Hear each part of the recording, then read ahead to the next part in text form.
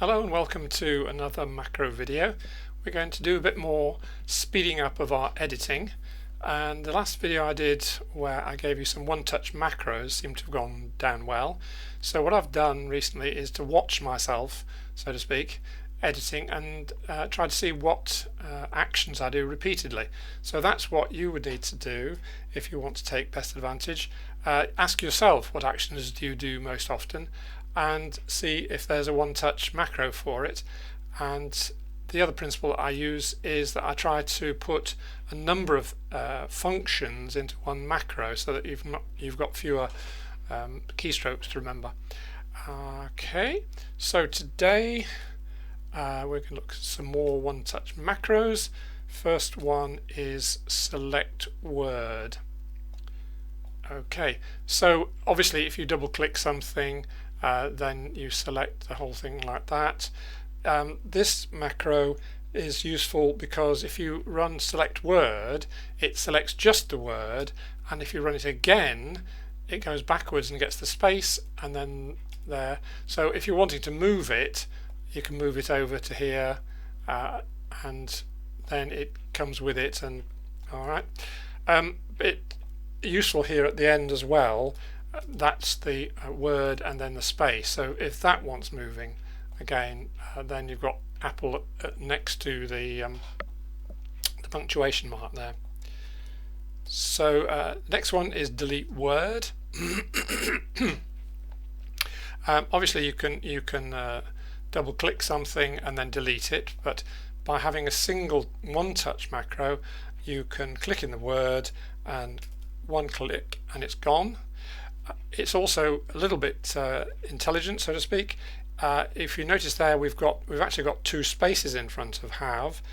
So if I use delete word there, then it takes both the word and the two spaces out, and so you've got the correct spacing of the words there. And obviously for where there's a punctuation mark, if I use delete word there, then it takes out the preceding space and pulls it back so the punctuation is next to the word. Next one, consolidate tracking. Well, if we're going to talk about tracking, we've got to have tracking switched on, so I'll switch that on. So okay, we've got some funny spelling here. You may well know that if I want to change that to well, if I delete it and type the E, then it will give you the letter change.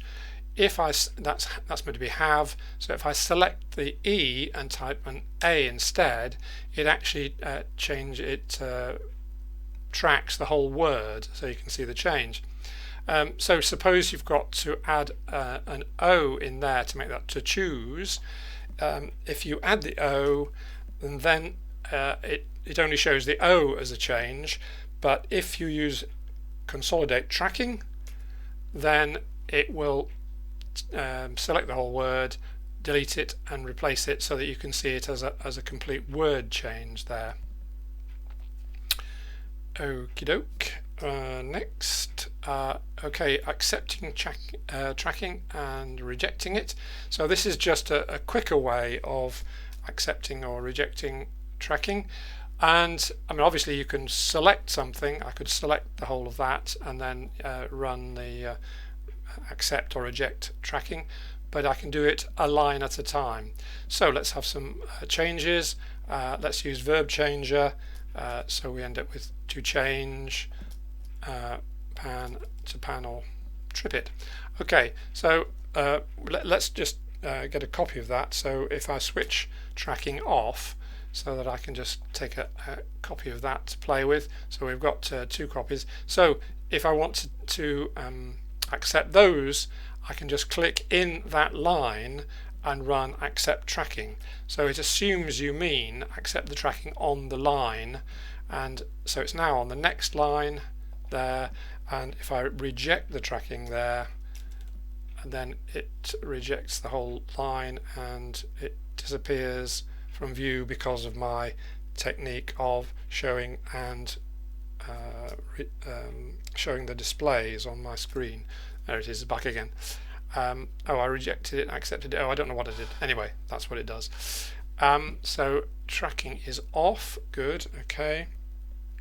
So next, this is where you've got some funny formatting in the middle of some text somewhere, and you can I'm saying unify it. In other words, if I want those bits in red to be the same as the blue bits there, then I can select them, at least, you know, wherever, and I can pull the formatting forwards by unify forwards like that. Or let's just undo that. I can do it from the other end. I can pull that formatting backwards. Sometimes it's more convenient to do it one way or the other, so I can unify that one backwards. In my last job, I was well, often I have to type the word that, so I've got a macro that adds that into a sentence, but also type the is another one I use a fair bit, especially as the last job was a Chinese author, and so there are missing these and sometimes these that shouldn't be there. Okay, so let's have some text to demonstrate this with. So this is a real sentence that I've just typed in, so we think we want a that there, so we have insert that, which puts the that word in. I suppose if we put the tracking on, we can see it happen. Okay, and if we want so to give book to the boy, so we want to put a the in there, so we just oh, I put it in the wrong place. There we go. So the book to the boy. Suppose that the should not have been there. Well, okay, I could use delete word, but I can also use the same. Oops, no, that was that. That was that. Oh dear, I'm not doing very well here. So try the, and it deletes the.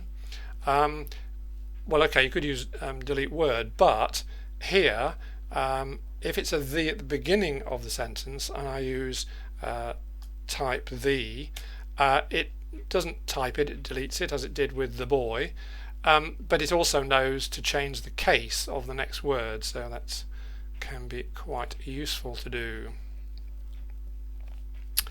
Last but not least is hyphenation word count. So on this one, suppose we're reading along and we come to decision making, we think, now is that hyphenated or not? So if I select it and run what's it called, hyphen space word count, if I run that, then it produces a nice tiny little box here which is telling me about the number of times decision making appears. So let's just get rid of that and show you the picture that it produced. Okay, so it's told me how many times it appears as one word, as two words, and as hyphenated, and it also tells me if it's dash separated as well. So if there's anything else that you do regularly where you could replace it, you might think you could replace it with a one-touch macro, have a look in the book, see what you can find, or look on the macro menu, and if you can't find it, do tell me, and I'll see if I can knock something up for you. Okay, well, that's great. Thanks for watching. Bye.